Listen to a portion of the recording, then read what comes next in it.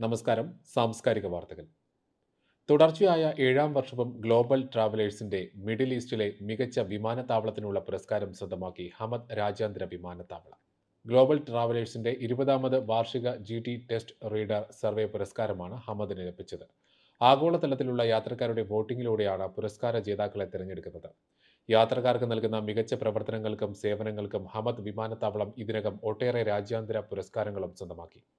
യാത്രാ നടപടികൾ സുരക്ഷിതമാക്കുന്നതിന് അത്യാധുനിക സാങ്കേതിക വിദ്യയിലുള്ള സംവിധാനങ്ങളാണ് ഇവിടെയുള്ളത്. യാത്രക്കാർക്ക് വിമാനത്താവളത്തിൽ മികച്ച ആസ്വാദനം ഉറപ്പാക്കാൻ ഉഷ്ണമേഖലാ ഉദ്യാനം, ലോകോത്തര നിലവാരത്തിലുള്ള റീറ്റെയിൽ ഡിസൈനിംഗ് സൗകര്യങ്ങൾ, കലാസൃഷ്ടികൾ എന്നിവയെല്ലാം ഇവിടെയുണ്ട്. റിയാദ് സിറ്റിയിലെ റോയൽ കമ്മീഷൻ സംഘടിപ്പിച്ച നൂർ റിയാദ് 2023 ഫെസ്റ്റിവൽ തുടർച്ചയായ മൂന്നാം വർഷവും പുതിയ 6 ഗിന്നസ് വേൾഡ് റെക്കോർഡ് സ്വന്തമാക്കി. പ്രകാശത്തിന്റെ ഏറ്റവും വലിയ ഉത്സവം നവംബറിലാണ് ആരംഭിച്ചത്. ഡിസംബർ 30 വരെ രാജ്യതലസ്ഥാനത്തെ 5 പ്രധാന സ്ഥലങ്ങളിലായി നടക്കുന്ന പരിപാടിയിൽ ഏകദേശം 3 ദശലക്ഷം സന്ദർശകർ എത്തും. 3 വർഷത്തിനിടെ ആകെ 14 ഗിന്നസ് വേൾഡ് റെക്കോർഡുകളാണ് നേടിയത്. നൂർ റിയാദ് 2023 നമ്മുടെ നഗരത്തെ മാത്രമല്ല, നമ്മുടെ ഹൃദയങ്ങളെയും മനസ്സിനെയും പ്രകാശിപ്പിച്ചു. ഇത് അവസാനിക്കുമ്പോൾ റിയാദിന്റെ സാംസ്കാരിക ഭൂപടത്തിൽ പുതുചരിത്രം അടയാളപ്പെടുത്തുമെന്ന് Riyadh art executive director Khalid al Hasani പറഞ്ഞു.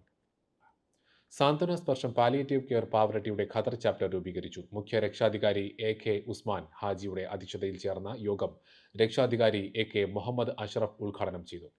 പാവറട്ടി മേഖല കേന്ദ്രീകരിച്ച് പ്രവർത്തിച്ചു വരുന്ന സാന്ത്വന സ്പർശം പാലിയേറ്റീവ് കെയറിന്റെ സേവനങ്ങളും ഭാവി ആസൂത്രണങ്ങളും വിശദീകരിച്ചു. പാലിയേറ്റീവ് പ്രവർത്തനങ്ങളോടൊപ്പം നടത്തിവരുന്ന വ്യത്യസ്ത പദ്ധതികളുടെ ഹ്രസ്വരൂപവും അവതരിപ്പിക്കപ്പെട്ടു. സാംസ്കാരിക വാർത്തകളിൽ ഉൾപ്പെടുത്താനായി ഇനി പറയുന്ന ഇമെയിൽ വിലാസത്തിൽ വാർത്തകൾ അയയ്ക്കുക: news@prevasibharati.com അല്ലെങ്കിൽ പ്രവാസി ഭാരതി റേഡിയോ ന്യൂസ്@gmail.com. സാംസ്കാരിക വാർത്തകൾ എല്ലാ ദിവസവും UAE ഒമാൻ സമയം രാവിലെ 10:30, സൗദി, ഖത്തർ, ബഹ്റൈൻ, കുവൈറ്റ് സമയം രാവിലെ 9:30, ഇന്ത്യൻ സമയം ഉച്ചയ്ക്ക് 12 മണിക്ക്.